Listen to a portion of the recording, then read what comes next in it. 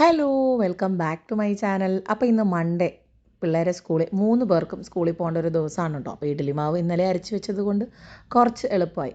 രാവിലെ ഇത് വന്ന് ഈ അടപ്പൊന്ന് മാറ്റി നോക്കുമ്പോൾ കിട്ടുന്നൊരു സുഖമുണ്ടല്ലോ, അത് മാവരച്ചിട്ട് പൊന്തി വരാത്ത അമ്മമാർക്ക് മാത്രമേ മനസ്സിലാവുള്ളൂ ആ ഒരു ഫീലിംഗ് കേട്ടോ. ഞാൻ എഴുന്നേറ്റ പുറകെ ദേ വരുന്നുണ്ട് എൻ്റെ പുറകെ എൻ്റെ നിഴൽ. അപ്പം ഞാൻ വേഗം ഇഡ്ഡലിക്കുള്ള വെള്ളം അടുപ്പത്ത് വെച്ചു. ആ ഗ്യാപ്പിൽ ഇൻഡക്ഷനിൽ കാപ്പിയും വെച്ചു കേട്ടോ. അപ്പോൾ ആ വെള്ളം ചൂടായി വരുമ്പോഴത്തേക്കിനും ആ സ്റ്റീമറിലെ വെള്ളവും തിളച്ചോളും. അപ്പോൾ അതേ നമ്മൾ എനിക്കിതൊരു വല്ലാത്തൊരു സാറ്റിസ്ഫാക്ഷനാണ് ഇങ്ങനെ കാണുമ്പോൾ ഉണ്ടല്ലോ, മാവ് പൊന്തി വന്ന് ഇരിക്കുമ്പോൾ. ശരിക്കും എനിക്കത് കണ്ടാൽ ഇഡ്ഡലി ഉണ്ടാക്കാൻ ഒരു സ്പിരിറ്റ് വരുള്ളൂ, ഇല്ലെങ്കിൽ ഞാനിങ്ങനെ ആടി ആലോചിച്ച് ഇങ്ങനെ നിൽക്കും കേട്ടോ. അപ്പോൾ ചാക്കോ താഴെ വന്നുകൊണ്ട് തന്നെ അമ്മയും താഴെ വന്നു കേട്ടോ. ചാക്കോനോട് കുറേ പറഞ്ഞു റൂമിലിരിക്കടാ വാടാന്ന് പറഞ്ഞപ്പോൾ ഇല്ല എനിക്ക് അമ്മേനെ കാണണം എന്ന് പറഞ്ഞിട്ടുണ്ടോ. അപ്പോൾ അതേപോലെ മാത്യു സിസ്റ്ററിനെ കണ്ടു വേണം ദിവസം തുടങ്ങാൻ. അപ്പോൾ നമ്മുടെ തേങ്ങ അരച്ച ചമ്മന്തി തേങ്ങ ഇല്ലാത്ത തേങ്ങാ ചമ്മന്തി ഉണ്ടാക്കണ്ടേ.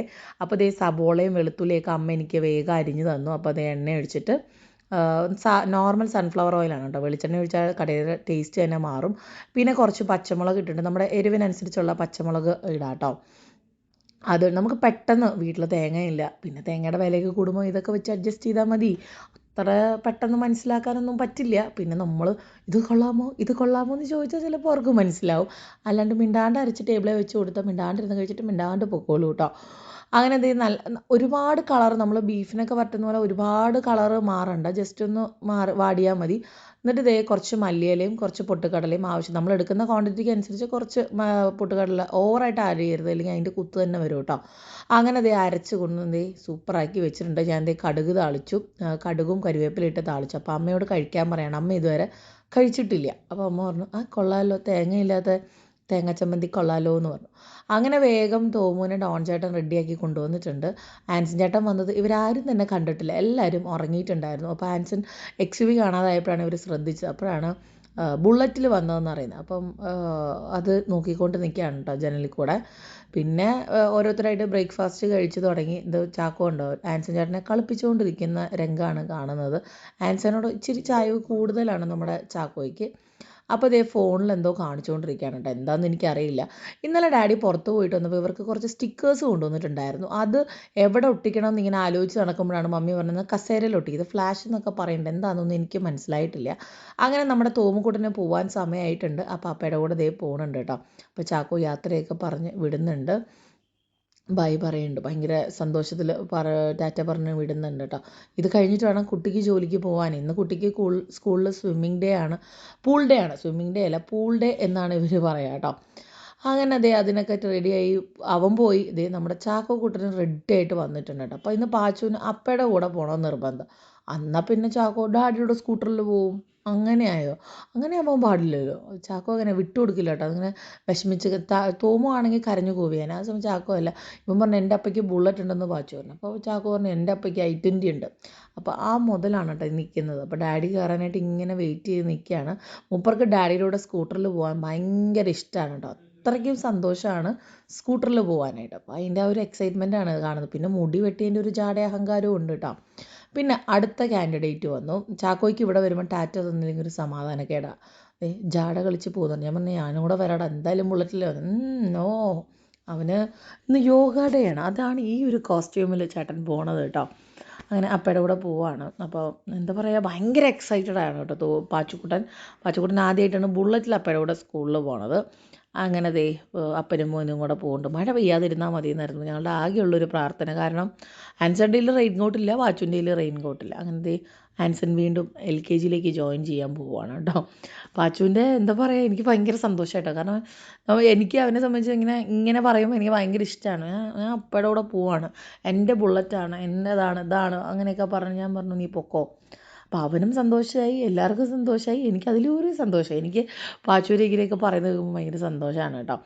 അങ്ങനെ തിരിച്ചു വന്നപ്പോഴോ ഒരു പടുകൂറ്റൻ പാത്രങ്ങൾ കഴുകാനുണ്ട്. മോറോവർ ഇന്ന് ഇഡ്ഡലിയാണല്ലോ ഉണ്ടാക്കിയത്. അപ്പോൾ ഇഡ്ഡലി പാത്രവും ഇഡ്ഡലി ഇരുന്ന മാവിൻ്റെ പാത്രവും കുക്കറും സാമ്പാറും ഒക്കെ ആയിട്ട്.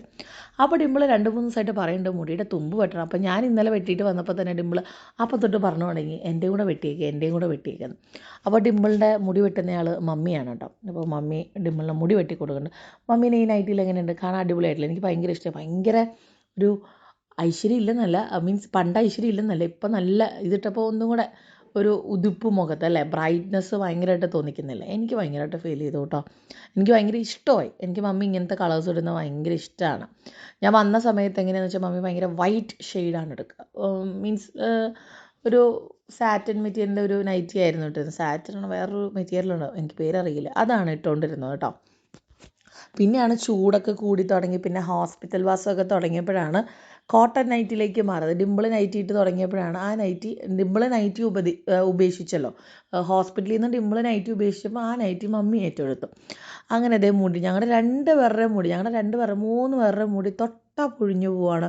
ഇന്നലെ ഞാൻ ആ പാർലറിൽ പോയിട്ട് അവർ പറഞ്ഞു ചീപ്പ് വെക്കാൻ പറ്റില്ല, മുടി പൊഴിഞ്ഞു പോകാമെന്ന്. അത്രയും ശോചനീയ അവസ്ഥയാണ് കേട്ടോ. എന്താണ് ഇങ്ങനെയെന്ന് എനിക്കറിയില്ല. ഇപ്പോൾ ചോദിച്ചു വന്നപ്പോൾ അമ്മയും പറയേണ്ട, അമ്മയുടെ തലമുടിയും തൊട്ടാ പ്രശ്നമാണ്, പൊഴിഞ്ഞു പോകാൻ.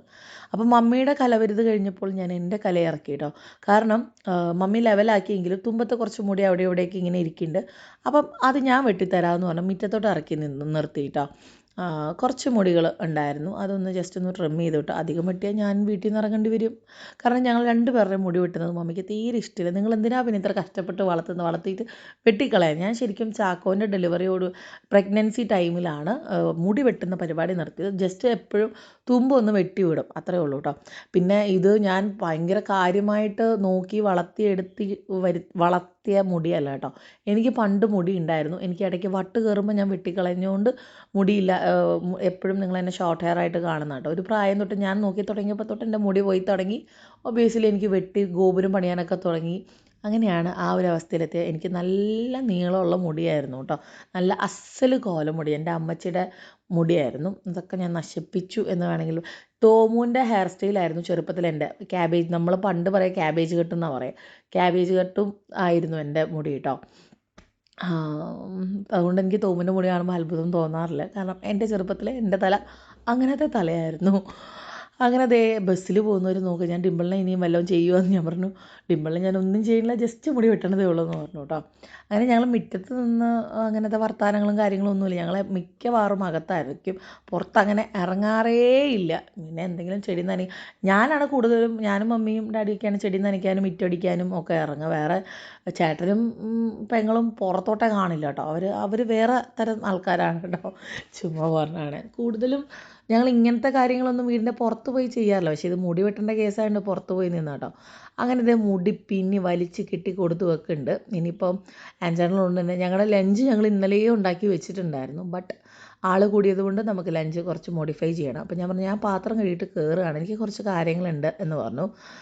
അപ്പോൾ ഇത്രയൊക്കെയുള്ളൂ ഇന്നത്തെ ഒരു മോർണിംഗ് വ്ളോഗ്. എല്ലാവർക്കും ഇഷ്ടമായി എന്ന് കരുതുന്നു. ഞാനും ഭയങ്കര ഹാപ്പിയാണ്, നിങ്ങളും ഹാപ്പിയാണെന്ന് കരുതുന്നു.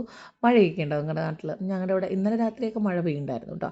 അപ്പോൾ നമുക്ക് നാളെ കാണാം. ബൈ.